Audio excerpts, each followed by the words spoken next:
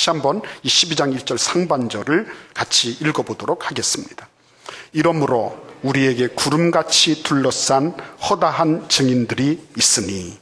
아멘. 예, 여러분, 우리에게 구름같이 둘러싼 허다한 증인들이 있다라고 하는 말씀은 지금 이 갈림길에 있는 사람들에게 있어서는 엄청나게 중요한 말씀이었어요. 예. 왜냐하면 자신들만 그 길을 걸어가는 것처럼 느꼈어요. 나만이 이런 특수한 상황 속에 있구나라고 생각하고 있었어요. 하나님이 설마 나 같은 처지를 이해를 하실까? 나처럼 기구한 운명에 대해서 하나님은 눈이라도 끔찍하실까? 이렇게 생각하는 것과 마찬가지죠. 그런데 오늘 히브리서 12장 1절에서는 아니야. 그런 사람들이 한둘이가 있는 것이 아니고 구름같이 빽빽하게 차 있어. 빽빽하게. 한두 사람이 아니야. 10명, 20명이 아니야. 꽉 차 있어. 이렇게 말씀하시는 겁니다. 예? 꽉 차 있어. 네가 지금 그렇게 어려워하고 힘들어하고 그리고 이 믿음을 계속 견제할 건가 말 건가 하는 것에서 왔다 갔다 하고 있을 때 아니야. 믿음으로 말미암아 승리한 사람들이 이렇게 많이 있어 하고 하나님께서 지금 제시하고 계신 것입니다. 그러니까 하나님은 이런 말씀하시고 싶은 거죠. 이 믿음의 길을 걸어가는 것은 이것은 단지 너희들만의 문제가 아니라는 것입니다. 이것은 역사적으로 증언되었고 앞으로도 계속될 그런 확실하고 분명한 명징한 진리라고 하는 말씀이에요. 더 이상 어떻게 타협의 여지가 없는 그런 믿음의 길을 너희들이 지금 걸어가고 있는 것이다. 그러니까 이 길을 계속 믿음으로 걸어가라 라고 하나님께서 지금 이 히브리서 기자를 통하여 격려하고 계신 것입니다. 오늘도 마찬가지예요. 우리가 지난 한 해를 돌아보면서 참 여러 가지 가슴 아픈 일도 많고 된 일보다 안 된 일이 많고 그리고 참 많은 상처를 주고받았죠. 그런데도 불구하고 하나님께서 그렇지만 그럼에도 불구하고 구름같이 둘러싼 허다한 증인들이 빽빽하게 그 수증기를 이루고 있는 그 작은 물입자와 같은 그런 물입자들이 모여서 구름이 되는 건데 얼마나 많은 물입자들이 모여야지 구름이 될 수 있겠어요. 근데 그런 엄청난 양을 자랑하는 구름처럼 그렇게 예수 그리스도를 믿는 믿음으로 말미암아 살아간 증인들도 그릇처럼 많이 있다. 이렇게 딱 제시하고 계신 것입니다. 그러니까 하나님께서요, 우리의 삶 속에 그냥 처음부터 초월적이고 신비적인 것을 자동적으로 되도록 이렇게 말씀하시는 것이 아니라 우리 주변에 있는 사람들을 통하여 우리의 앞서간 믿음의 선진들을 통하여 그러한 증거를 가질 수 있도록 말하자면 가장 쉬운 데서부터 그 케이스를 보고 그 사례를 볼 수 있도록 하나님이 이렇게 배려하고 계신 모습을 우리가 보는 것입니다. 그러니까 참 하나님은 자상하신 분이에요. 우리가 비록 아주 깨닫지 못한다 할지라도 하나님은 그런 방법으로라도 아무개 봐. 누구 봐. 요셉을 봐. 아브라함을 봐. 노아를 봐. 그 사람들이 어떻게 살아갔는지 한번 봐봐.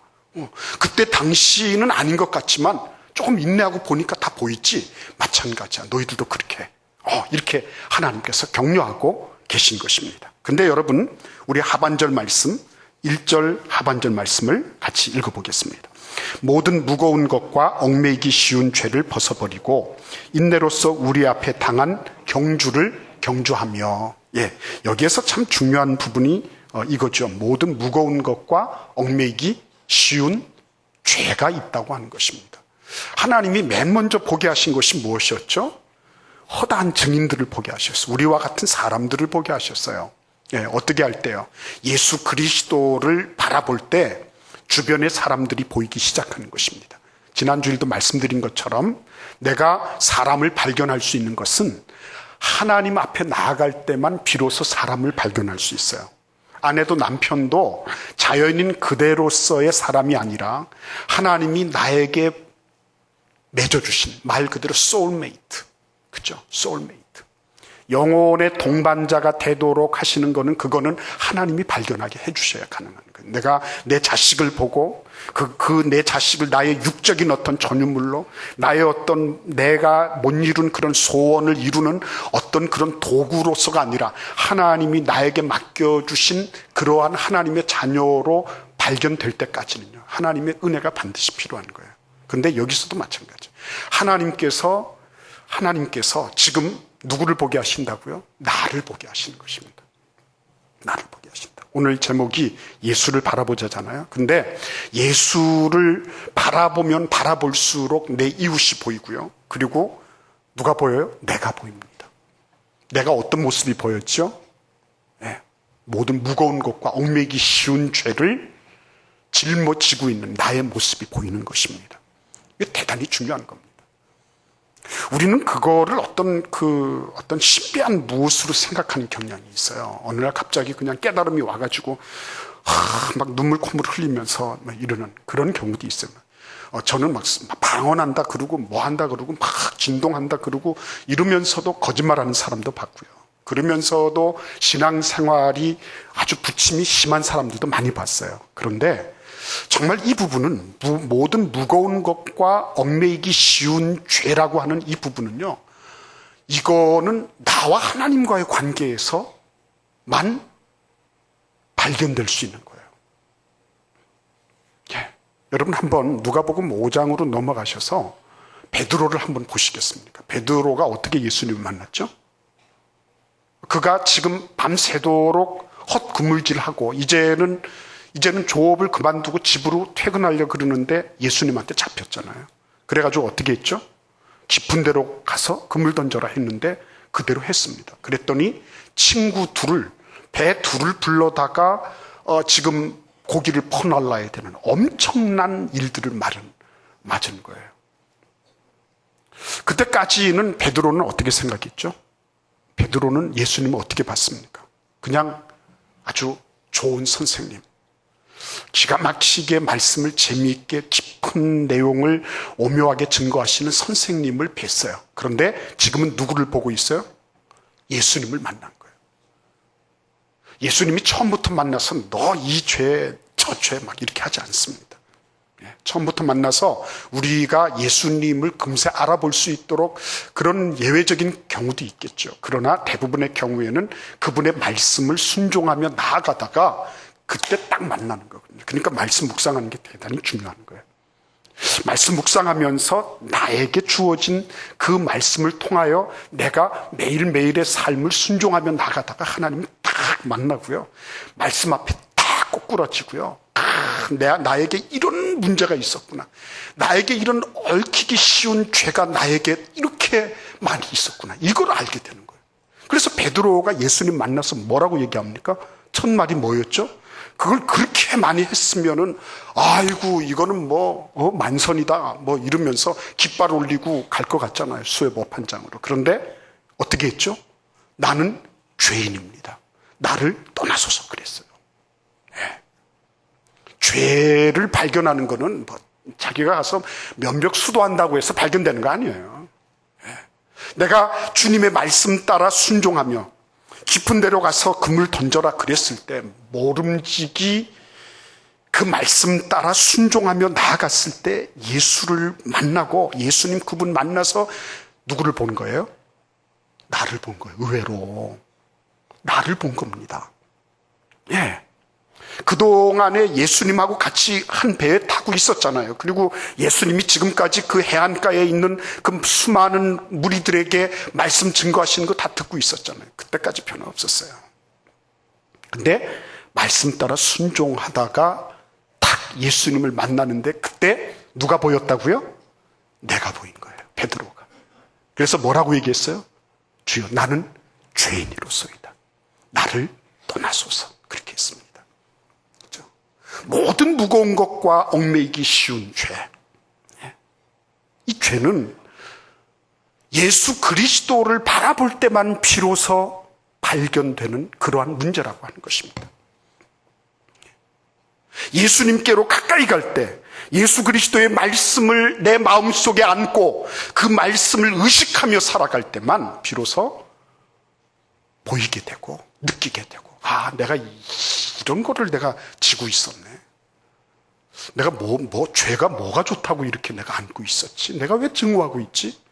내가 왜 그 사람을 판단하고 있지? 내가 왜 그 사람 안 되기를 원하고 있지? 내가 왜 이런 못된 생각들에 사로잡혀 있나? 이런 생각들을 비로소 의식하게 되고 그런 것들이 싫어지는 거죠. 그런데 참 중요한 건 그 다음 말씀입니다. 이거를 어떻게 하라 그랬죠? 벗어버려라. 이렇게 말씀하고 있는 것입니다. 예. 그러면 조금 전에 내가 하지 말라 그랬는데 지금은 나라 그러네요. 이렇게 여러분들이 생각할지 모르겠어요. 맞습니다. 내가 하지 말아야 되고 내가 해야 되는 거예요. 내가 하지 말아야 되는 건 뭐죠? 죄인 것이 분명한 것은 하지 말아야 돼요. 해야 되는 것은 무엇입니까? 하나님의 말씀을 따라 나에게 주어진 내가 순종해야 될 그 부분 해야 되는 거예요. 믿습니까, 여러분? 예. 이 분명해야 돼요. 근데 많은 분들은 이걸 거꾸로 하죠. 내가 안 해야 되는 것을 하나님의 뜻에 엎어가지고 내가 해버리고, 내가 해야 되는 것은 하나님께 미루고 안 하는 거예요. 죄의 문제는 어떻게 하는 것입니까? 하나님 앞에 하나님이 가르쳐 주시면 그 부분은 빨리 해소해야죠. 해지기까지 분을 품지 마라. 그랬으면 하나님 앞에 주님, 내가 이 해지기 전까지는 이 부부간에 우리 부부의 갈등 문제를 해결해야 되겠습니다. 이렇게 할 때 그것이 내가 죄를 벗어버리는 거예요. 예. 근데 하나님이 뭐 어떻게 해주시겠지 뭐. 1792년도가 되면 그 근대 선교 사상에 엄청난 일이 발생합니다. 윌리엄 캐리라고 하는 분이 등장하거든요. 근데 이분이 구두 수선공이었어요.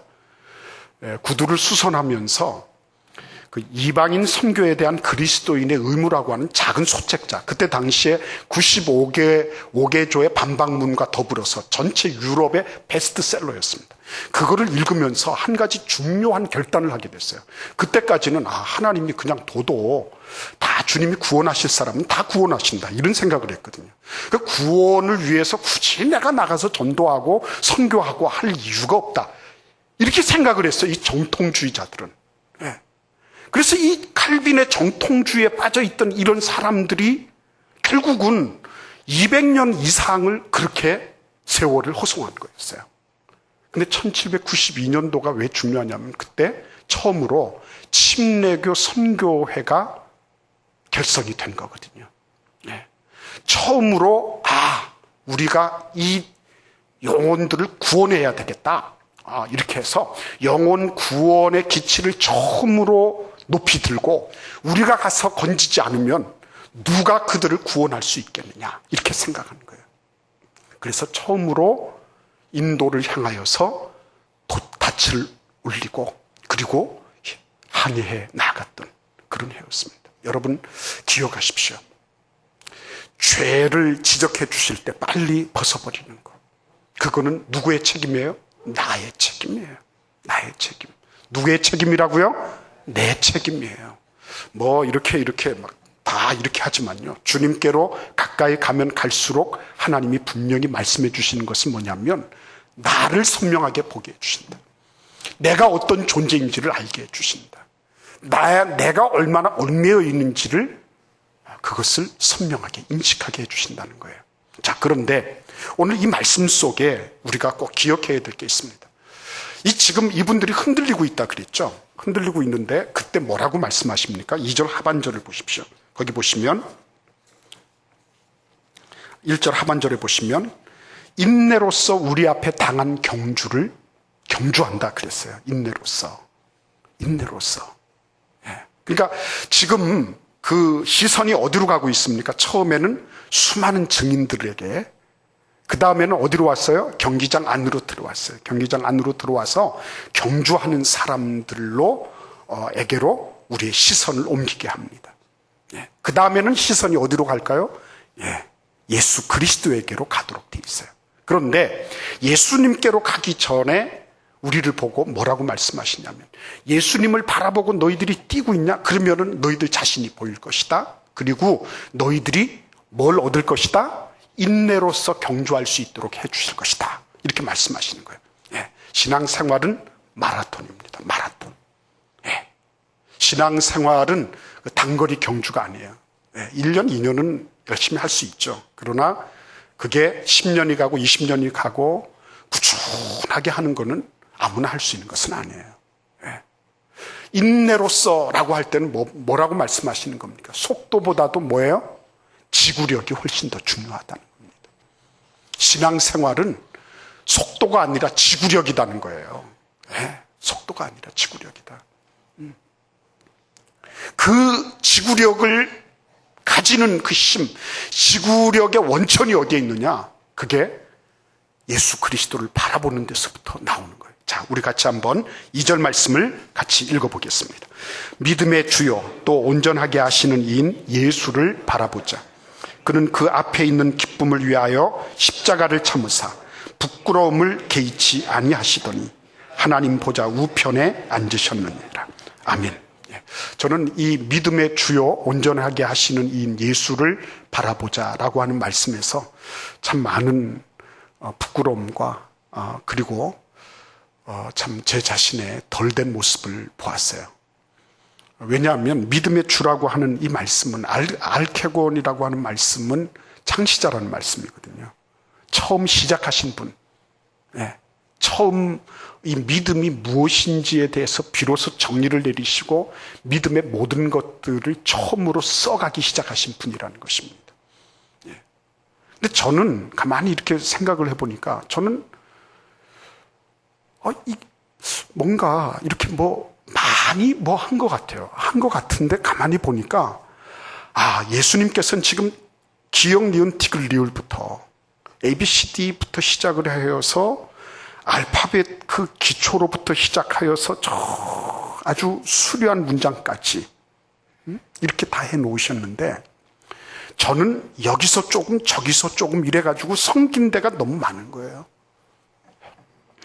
어떤 때는 내가 참 목사 같다가 어떤 때는 그렇지 않은 부분들을 제가 보는 거예요. 여러분들은 어떻습니까? 이 그리스도인이라고 하는 이 히브리파 사람들, 이 유대인들, 이들도 역시 마찬가지였을 거예요. 이들도 어떤 때는 자기가 그리스도인의 정체성을 가지고 살지만 어떤 때는 전혀 세상 사람하고 다를 바 없는 그런 모습을 보일 때도 있었을 거라는 거죠.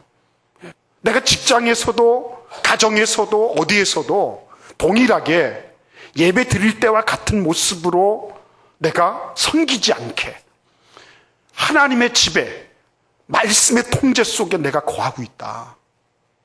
그렇다면 그 사람은 예수 그리스도를 온전히 바라보고 있는 사람이죠.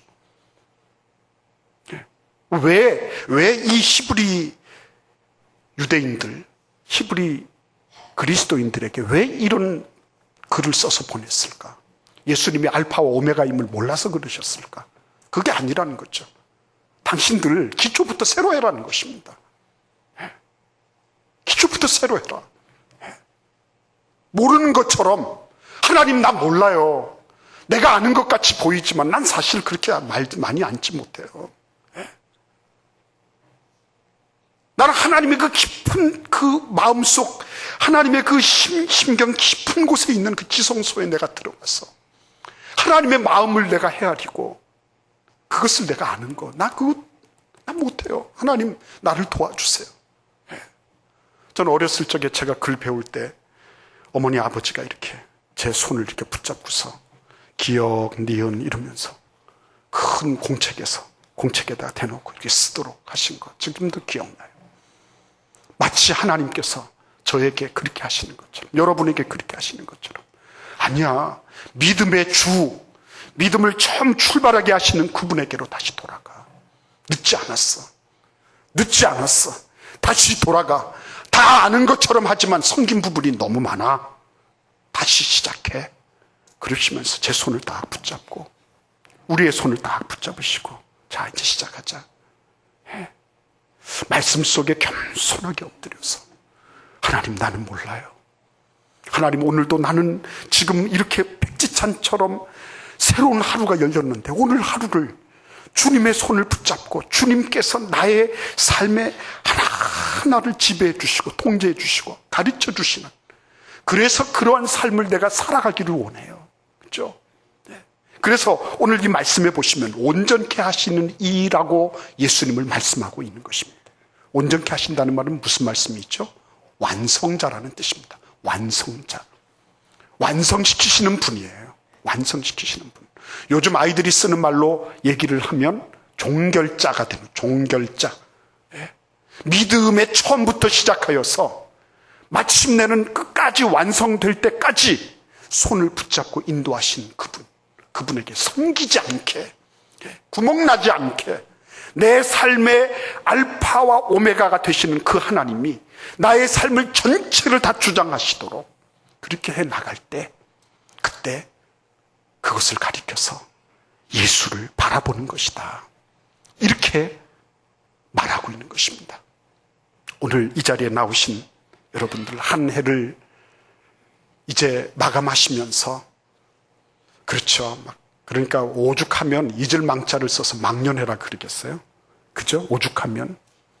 근데 정말 내 삶 속에 내가 어느 부분이 비어있는지, 하나님, 내가 이런 사업의 부분에서는 주님을 의지하지 않았군요. 내가 참 가정에 대해서 내가 아버지로서 혹은 아내로서 이렇게 구멍이 나 있었군요. 부모님에 대해서 내가 섬겼군요. 주님, 나를 도와주셔서 하나님 말씀 따라 매일매일마다 주님과 함께 꼭꼭 주님의 인도하심을 따르면서, 그래서 예수를 바라보자라고 하는 그 말씀에 합당한 그런 삶을 살게 주옵소서. 오늘 우리가 세 가지를 봤어요. 예수님, 하나님께서 우리에게 처음부터 예수 봐라, 예수님 봐라 이렇게 말씀하지 않으시고 객관적인 증거들을 보여주셨어요. 허다한 증인들을 통하여서. 그 다음에는 예수를 바라보면서 나아가다 보니까 누가 보였어요? 내가 보였어요. 그래서 허다한 그 무거운 죄들, 얽매이기 쉬운 죄들, 이런 것들을 다 내려놓게 하셨어요. 그러려고 하다 보면 반드시 지구력이 필요해요. 많은 아픔이 있어요. 오늘 은퇴하신 우리 장로님들, 안수 집사님들, 그리고 이미 은퇴하신 분들, 쉽지 않은 그런 길이에요. 그런데 그거를 인내하면서 오시는 거예요. 그래서 오늘 드디어 은퇴하시는 거예요. 그 다음 말씀 우리 한번 읽고 마치겠습니다. 자, 2절 말씀 한 번 더 같이 읽어보겠습니다. 믿음의 주요 또 온전하게 하시는 이인 예수를 바라보자. 그는 그 앞에 있는 기쁨을 위하여 십자가를 참으사 부끄러움을 개의치 아니하시더니 하나님 보좌 우편에 앉으셨느니라. 아멘. 하나님 보좌 우편에 앉으셨느니라. 그죠? 인내하면서 빼곡히 하나님의 간섭, 말씀의 지배를 받는 그런 은혜가 있기를 기원합니다.